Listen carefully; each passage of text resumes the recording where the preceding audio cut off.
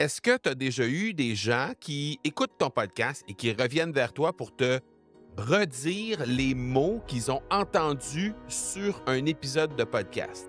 Est-ce que ça arrive à l'occasion que tu te retrouves sur les réseaux sociaux et que tu entends ou tu vois des gens écrire ou dire des choses que toi, tu as déjà mentionnées sur ton épisode de podcast et que les gens ont appris grâce à leur écoute de ton podcast?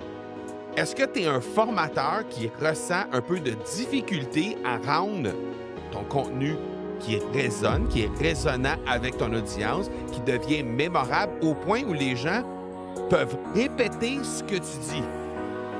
Si oui, si tu as de la difficulté avec ça, ben reste jusqu'à la toute fin parce que clairement, cet épisode-là, il est pour toi. Tu cherches une façon de démarquer et tu as choisi le podcast pour y arriver. Que tu aies lancé ou non un podcast en ce moment, ben t'es au bon endroit. Mon nom est Marco Bernard et avec l'Académie du podcast, j'ai aidé plus de 1000 francophones de 15 pays différents à se lancer dans le merveilleux monde du podcast depuis 2018.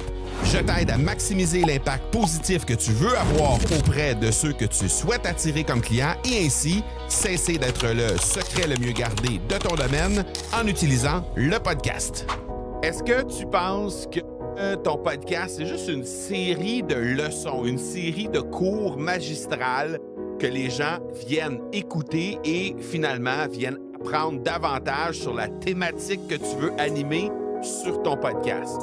Si oui, ben prépare-toi à changer d'avis parce que clairement, on n'est pas là du tout dans l'épisode d'aujourd'hui. Et en fait, ce que j'ai envie de te dire, c'est qu'il y a une arme secrète que tu n'utilises pas et qui va te permettre de sortir complètement de ce type de contenu-là. Aujourd'hui, on va découvrir comment le contexte va complètement transformer la façon de créer le contenu que tu utilises normalement. Et là, je sais, je t'entends à me dire, Marco, c'est pas évident de tout le temps arriver avec du contexte qui est différent dans chacun des épisodes de podcast. Je suis d'accord avec toi.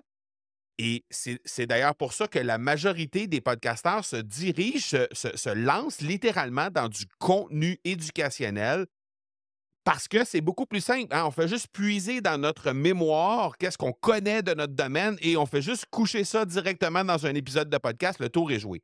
Le problème avec ça, c'est que on a tendance à vouloir prouver constamment ce qu'on connaît. Mais quand tu te mets à regarder les grands de ce monde, les gens qui ont vraiment du succès, et ce, dans n'importe quelle sphère d'activité, est-ce que ce sont des gens qui ont besoin de faire du contenu éducationnel pour prouver aux autres qu'est-ce qu'ils connaissent? Ou si au contraire, ce sont des gens qui vont créer du contenu qui va être résonnant, qui va être mémorable aux oreilles des gens qui viennent écouter? Parce que dans le fin fond, là, quand tu regardes ça, moi, j'ai juste envie de te poser une petite question. Est-ce que tu as vraiment besoin de prouver à ton audience ce que tu connais? Ou est-ce que tu n'es pas plutôt en train de te prouver à toi-même ce que tu connais? Juste réfléchir à ça un peu. Parce que peut-être que tu crées du contenu éducationnel simplement parce que tu as besoin de cette reconnaissance-là. Et si c'est le cas, ben, je t'invite à réfléchir à comment tu pourrais impacter davantage avec ce que je vais te livrer aujourd'hui. Parce que quand tu analyses ça de façon très détachée, OK? Disons que je te présente un chef cuisinier. Il va aller déposer son menu, il va aller bâtir son menu et le chef va bâtir un chef qui va vraiment être bon, là.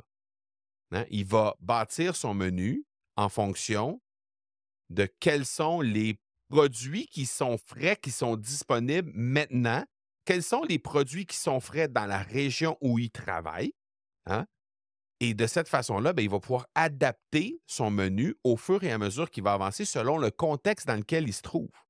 Le contexte étant dans cette analogie-là, le contexte étant l'endroit géographique où il se trouve, la saison dans laquelle il se trouve, l'endroit où il se trouve parce qu'il y a tel ou tel aliment qui se cuisine dans ce coin-là ou qui pousse dans ce coin-là. Donc, tout ça vient influencer le contexte dans lequel le chef cuisinier se trouve. et ça va venir teinter le résultat final de son menu.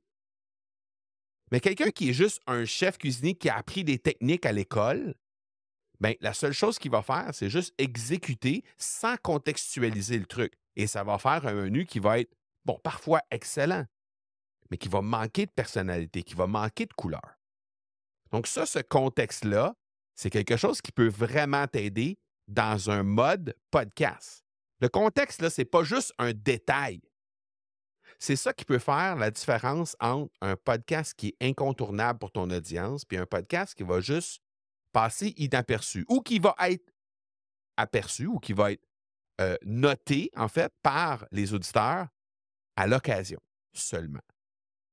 Alors, la question que j'ai envie de te poser, c'est comment est-ce que tu vas te transformer et comment tu vas transformer ton prochain épisode pour qu'il soit un outil hyper puissant pour que les gens trouvent que ton épisode, il est mémorable et il résonne avec eux. Si on fait juste réfléchir un peu à qu'est-ce qu'on a vécu quand on était à la petite école.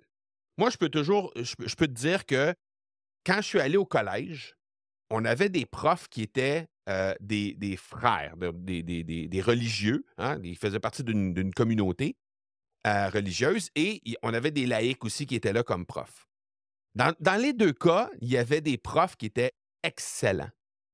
La majorité du temps, la grande qualité d'un prof et le fait que le prof, que moi je lui reconnaisse vraiment une grande qualité, que je reconnais que c'est un prof qui m'a vraiment marqué, c'est sa capacité à être intéressant à travers les récits qui venaient teinter tout ce qu'il y avait à nous enseigner. Donc, il adaptait en fait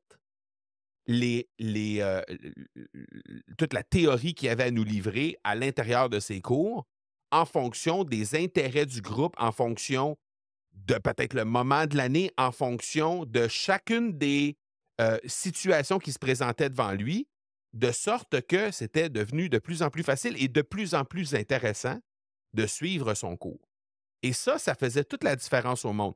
Quand, je suis certain que tu as vécu la même chose, quand il y avait un prof qui réussissait à utiliser les contextes dans ses cours à bon escient et qui rendait le tout beaucoup plus facile, beaucoup plus digeste, non seulement, généralement, on avait de la facilité à apprendre dans ce cours-là, mais en plus, dans la majorité des cas, je comprends qu'il y a certaines matières parfois ils nous rebutaient un peu, mais dans la majorité des cas, on avait hâte de se présenter dans ce cours-là. Ça faisait une différence dans comment on était motivé à se présenter dans ce cours-là. Alors ça, c'est définitivement une façon pour toi de réaliser à quel point, pourquoi ça pourrait être différent dans ton podcast. Si, avec un prof, lorsqu'on était jeune, le fait de contextualiser l'enseignement, ça rendait le tout plus digeste, plus intéressant et plus facile à comprendre, pourquoi dans ton podcast, ça serait différent? Moi, j'ai coaché dans le sport. J'ai coaché le hockey sur glace, OK? J'étais un entraîneur pendant une vingtaine d'années. Et je me faisais un soin jaloux à chaque fois que je me présentais dans un entraînement, lorsque venait le temps d'organiser des exercices, je prenais un soin jaloux de toujours mettre en contexte l'exercice. Même si c'était juste, on va chercher la rondelle dans un coin, on ressort en faisant une pirouette ou deux, après ça, on faisait une passe et on attaquait le filet de l'autre côté de la patinoire. Il y avait toujours un contexte, il y avait toujours une raison pourquoi on faisait cet exercice-là. Et je m'assurais de présenter le contexte, de présenter l'exercice, le pourquoi on faisait cet exercice-là dans ce pattern-là, dans ce parcours-là, dans ce schéma de tracé-là. Je me faisais un devoir de rendre le contexte à mes athlètes. Pourquoi? Parce que ça leur permettait de comprendre le portrait plus large.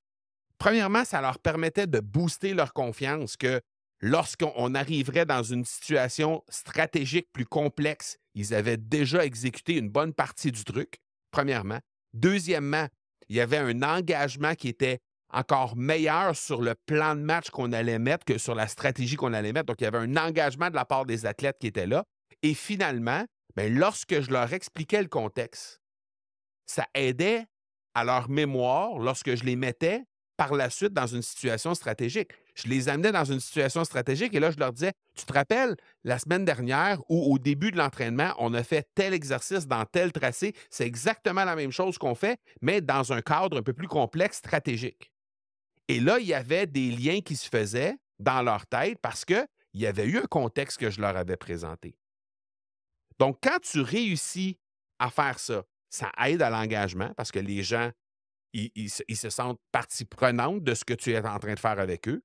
Ça aide à la mémoire parce que forcément, lorsque tu leur donnes le contexte, c'est plus facile pour eux. C'est moins rapide comme apprentissage, c'est plus facile pour eux de se rappeler et ça booste la confiance parce qu'ils apprennent en utilisant des histoires.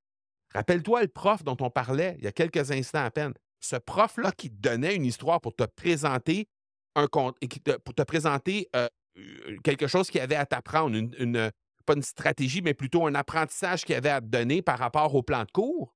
Mais s'il te le présentait sous forme d'histoire et s'il te donnait un contexte autour, là, soudainement, tu gagnais en confiance par rapport à ça. Tu comprenais qu'est-ce qu'il y avait à faire et c'était plus facile pour toi de raisonner autour de ça.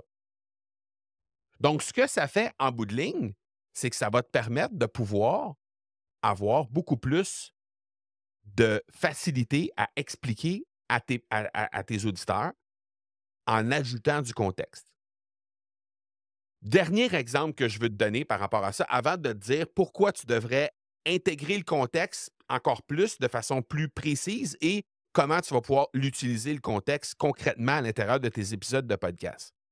Si tu es un habitué de notre podcast, du podcast de l'Académie du podcast, si tu es un habitué, tu sais que depuis le début de l'année 2024, on a fait 3 épisodes qui sont un peu différents des épisodes qu'on fait normalement. Bon, aujourd'hui, tu es à l'épisode 323. On était à l'épisode, je pense, 302 ou 303 en début d'année. Donc, dans les 20 derniers épisodes, il y a 3 épisodes qui sont différents de ce qu'on fait normalement. Premier épisode de l'année avec Sylvester Stallone, l'histoire de Sylvester Stallone. Deuxième, un épisode un peu plus tard, peut-être 5 ou 6 épisodes plus loin, avec l'histoire de Coco Chanel. Et tout récemment, il y a 5 épisodes, à l'épisode 318, on a parlé de Coldplay. Bon, là, tu vas me dire, Sylvester Stallone, Coco Chanel et Coldplay, ça n'a rien à voir avec le podcast. Je ne comprends pas du tout où tu t'en vas, Marco. OK, parfait. C'est facile.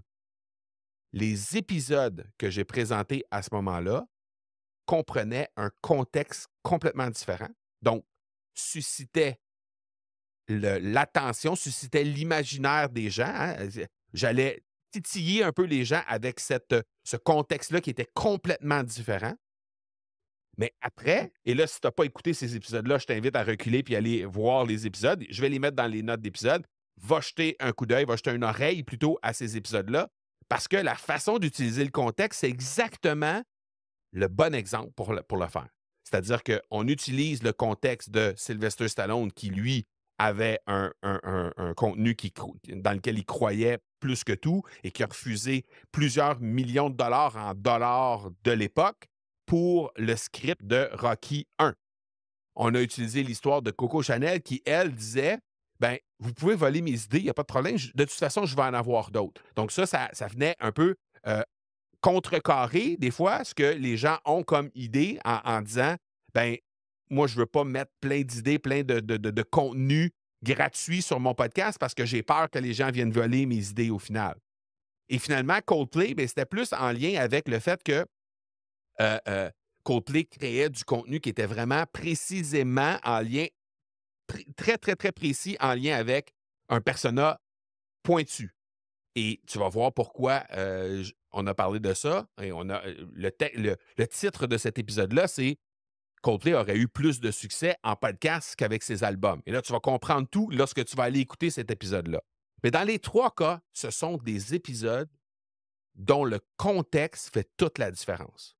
Alors, si tu arrives à créer des épisodes en contexte, tu arrives à relier ton domaine à du contexte, ça va devenir beaucoup plus facile à comprendre, beaucoup plus digeste. Les gens vont être plus engagés aussi sur ton contenu et ils vont prendre confiance dans ce que tu leur livres. C'est exactement ce que je fais aussi depuis le début de cet épisode-là.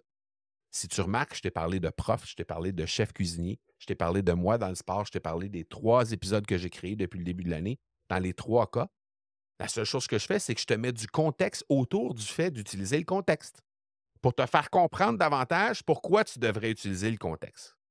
Maintenant, 3 points précis pourquoi tu devrais justement intégrer le plus de contextualisation possible à l'intérieur de tes épisodes de podcast. Premièrement, ça va relier ton contenu aux expériences qui sont vécues par ton audience. Si on fait juste reculer de quelques minutes, l'expérience du prof qui était vraiment intéressant parce qu'il nous racontait des histoires, parce qu'il nous mettait ses enseignements en contexte, bien ça, tout le monde a déjà vécu ça. Et parce que tu as déjà vécu ça, c'est pertinent de le mettre à l'intérieur d'un épisode de podcast parce que tu vas comprendre la pertinence d'utiliser le contexte. Donc, à toi de trouver comment tu peux justement relier ton contenu qui est peut-être un peu plus éducationnel ou l'enseignement que tu veux créer ou le changement de croyance que tu veux faire réaliser aux gens et comment tu peux intégrer du contexte pour faciliter la compréhension, faciliter la pertinence. Première chose. Deuxième chose, engagement. Clairement, ça va encourager l'interaction parce que les gens vont reconnaître des situations familières.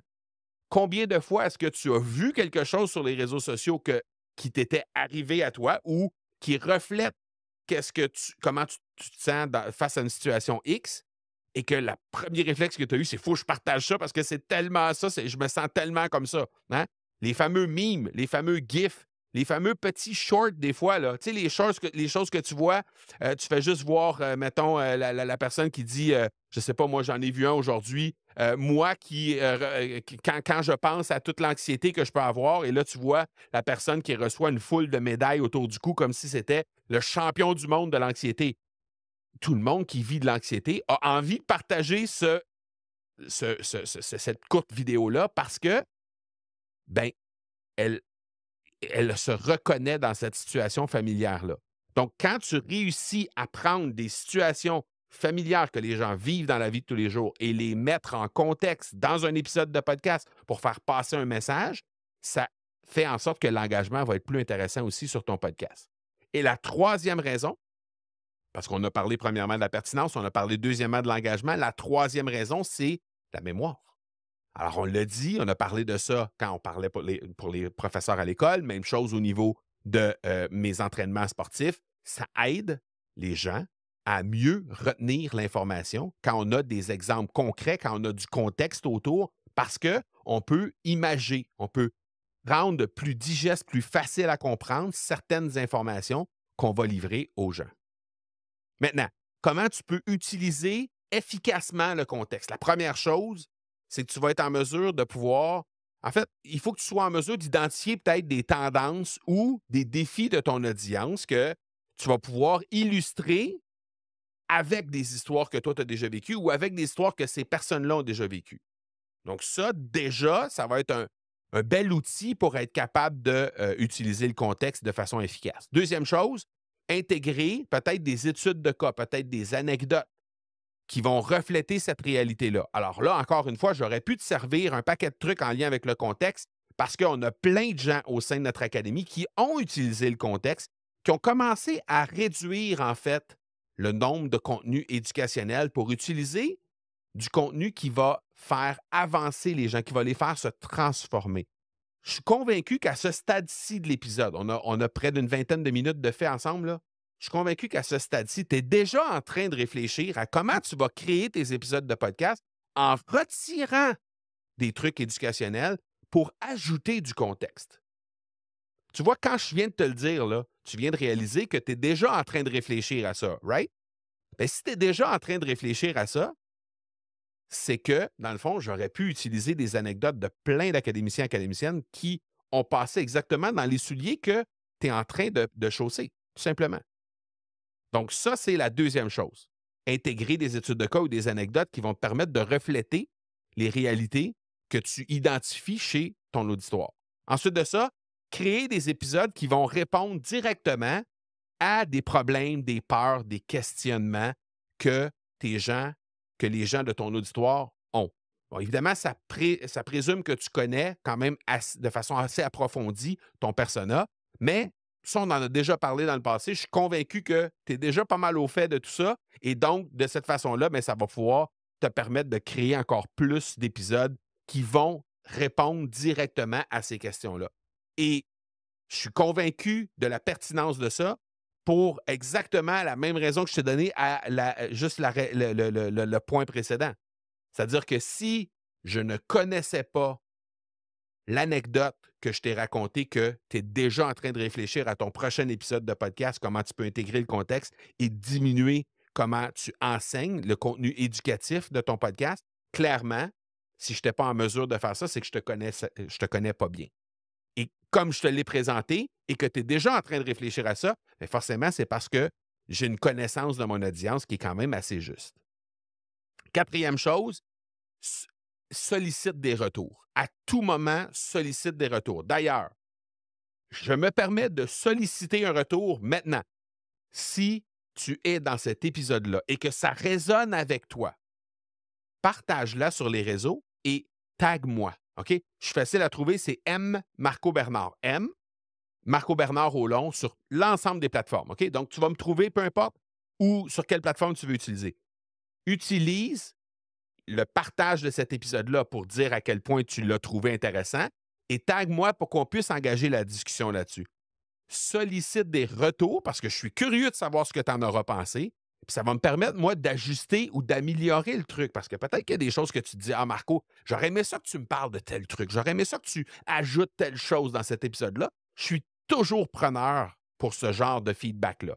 Donc, moi, je te le dis, je t'invite à le faire sur cet épisode-ci précisément, mais tu peux le faire aussi sur n'importe quel épisode de mon podcast. À tout moment, tu peux revenir vers moi pour me donner ton feedback. Ça va me permettre d'ajuster le tir. Ça me permet de te connaître encore mieux pour te donner le contenu qui correspond le plus à ce que tu t'attends de recevoir sur le podcast.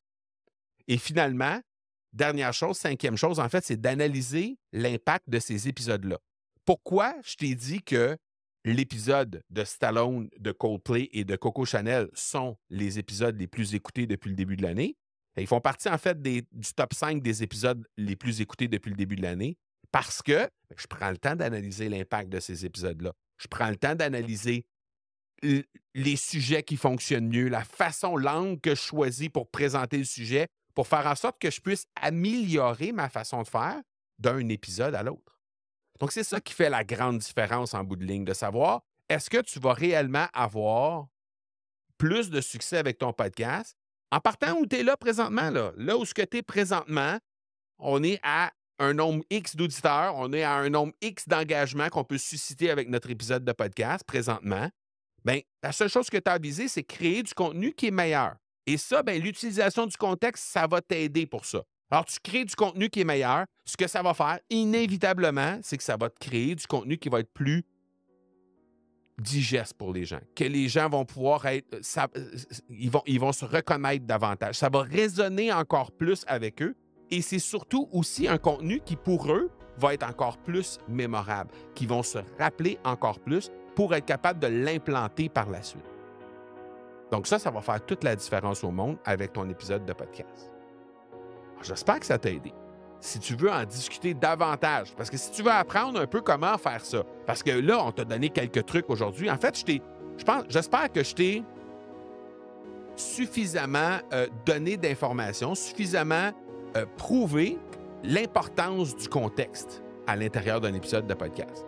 Si tu veux en savoir plus sur comment concrètement tu peux utiliser le contexte, comment concrètement tu peux bâtir des épisodes de podcast en n'utilisant pas ou très peu de contenu éducatif et qu'à la fois, tu vas continuer de donner de la valeur à ton auditoire, bien, tu peux tout simplement venir nous voir. Ça va nous faire plaisir. Il n'y a pas d'engagement là-dessus. Tu fais juste te rendre au academypodcast.com/appel. On a des gens dans notre équipe qui sont là que pour ça.